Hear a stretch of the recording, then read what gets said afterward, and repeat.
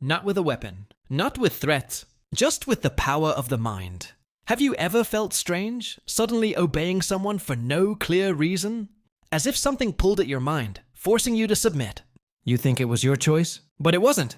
It's manipulation. Dark psychology. A forbidden secret, hidden for a long time. And the most terrifying part. Anyone can learn this trick. From cult leaders, corporate CEOs, dirty politicians, to world-class criminals. They all use the same pattern. The secret of obedience. You might believe you are free. You might be sure no one can make you do things against your will. But history proves humans always fall into the same trap. Let's pull back the curtain to the past. The 1930s, Germany. A man with a booming voice, decisive gestures, and symbols of power made millions obey his every word, until the world plunged into the bloodiest war. How was that possible? Were people all stupid? No, they were simply victims of a hidden button inside the human brain. The obedience button. Once that button is pressed, your mind stops resisting. Logic ceases to function. You just follow, never really knowing why. Psychologists call it the compliance trigger, a trigger for obedience. And this has been tested again and again. Ever heard of Stanley Milgram's experiment? In the 1960s, in a small room, ordinary people were asked to shock someone with lethal voltage, just because a man in a white coat ordered them to. The results? Over 65% did it. They knew the orders could kill. They heard the screams behind the wall, but they still complied. Why? Because their brains locked onto one thing: authority. That white coat, that commanding tone, that convincing gesture, all enough to turn ordinary people into perpetrators. Do you realize how dangerous this is? Imagine ordinary people, like you, like me, being pushed to torture, even kill, by a simple trick. This is not theory. This is a grim fact, recorded in history. And more terrifying, the same principle keeps being used today. Look at drug ads. There's always a doctor in a white coat. Look at political campaigns. There's always a loud speech with symbols of authority behind it. Look at cults. There's always a leader standing higher, speaking as if they know everything. That's not coincidence. It's strategy. They know your brain is programmed to submit to symbols of authority. You don't even notice when it happens. The question, how many times have you bowed to things that made no sense just because someone looked more powerful? This is the dark side of psychology. No hypnotist required. No violence required. Just symbols. Just tone of voice. Just the illusion of power. And you give in. More terrifying still. Authority doesn't always need a uniform. Someone can create an aura of power simply by standing taller, staring deeper, or speaking slower, but with full conviction. Your brain responds to ancient instincts. You feel compelled to submit. This is a technique learned by cults, mafias, even intelligence agents. They know how to tear down your mental defenses. Have you ever realized how a cult leader can make followers give up all their possessions? Even their lives? It's not magic. It's not coincidence. It is the art of dark psychological manipulation. And this secret has existed for thousands of years. Ancient emperors stood on grand podiums, wearing garments that made them look like gods. The people bowed, not because of reason, but because of symbol. Ancient priests spoke in trembling voices, used dramatic rituals until people believed they possessed divine power. All of it was a trick. The same formula, repeated through the ages, because humans always bow to the illusion of authority. And the hardest to believe hidden fact, the human brain actually feels comfortable being commanded. Yes, you heard that right. We look for leaders.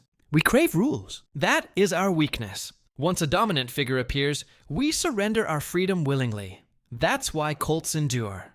That's why dictators seize power. That's why humans keep falling into the same hole. But the darker question, what happens if someone knows how to play this button? What happens if someone masters the trick to make anyone submit? Then you will see a world where free will is only an illusion. A world where humans move like puppets. And terrifyingly, it's already happened.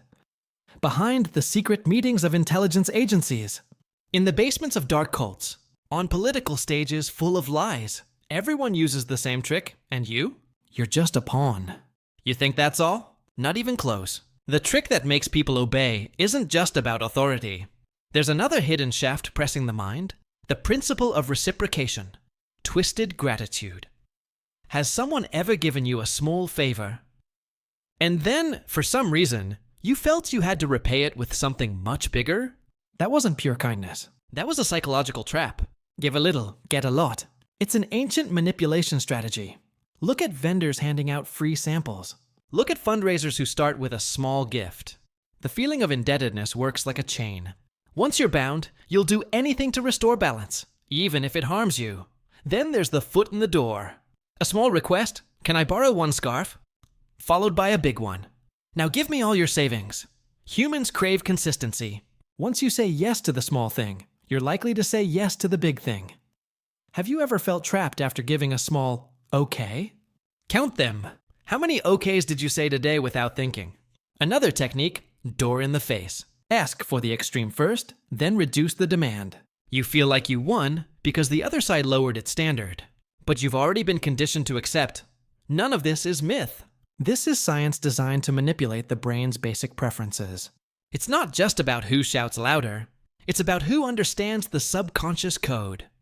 Imagine a crafty politician. He starts with an absurd demand, making the opposition look extreme.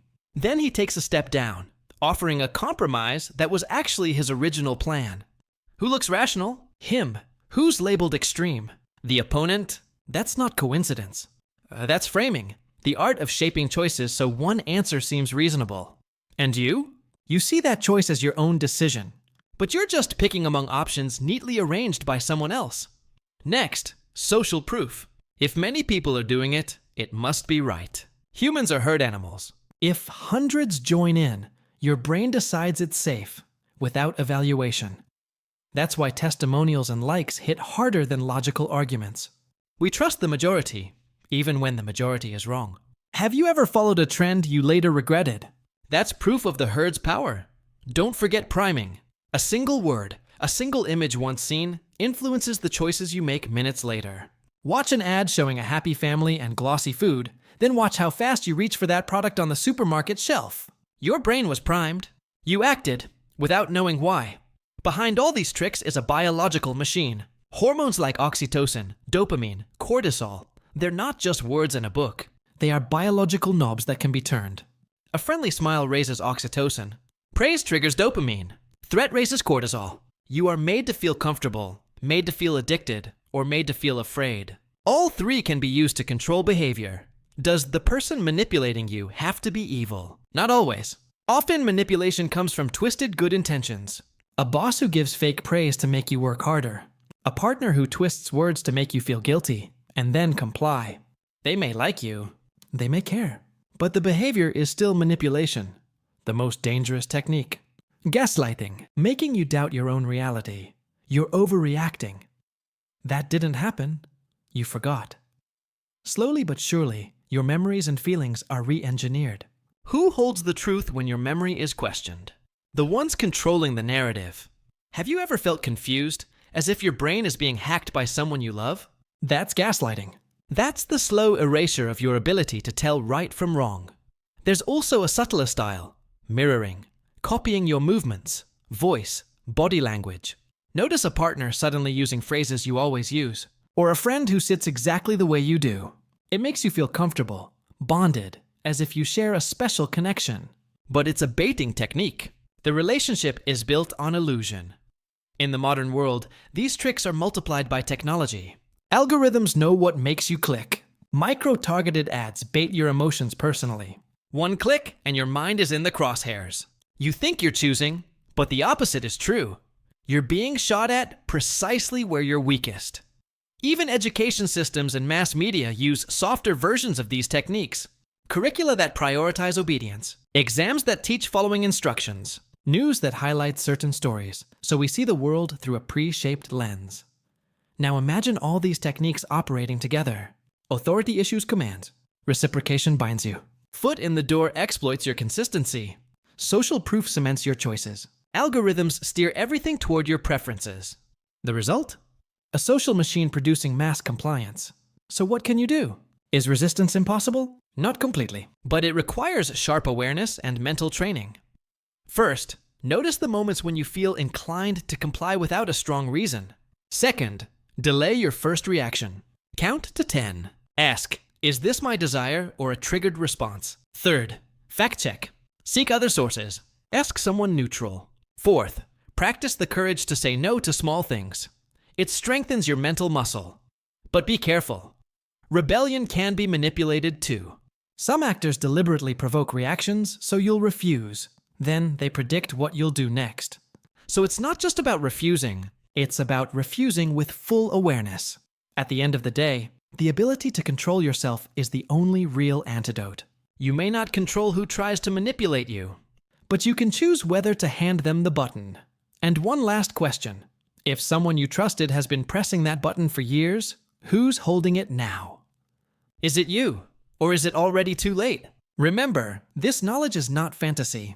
It's a collection of techniques used throughout history, refined, legitimized, then spread everywhere. From ancient altars to the screen in your pocket, what will you do with this knowledge? Will you use it to free yourself? Or will you learn how to press the button on others? Choose carefully, because once you understand the full formula, you will carry a heavy burden, the knowledge of how to make people obey, and the responsibility of whether you become a liberator or an oppressor. And as promised at the start, after this, you will never see the world the same way again.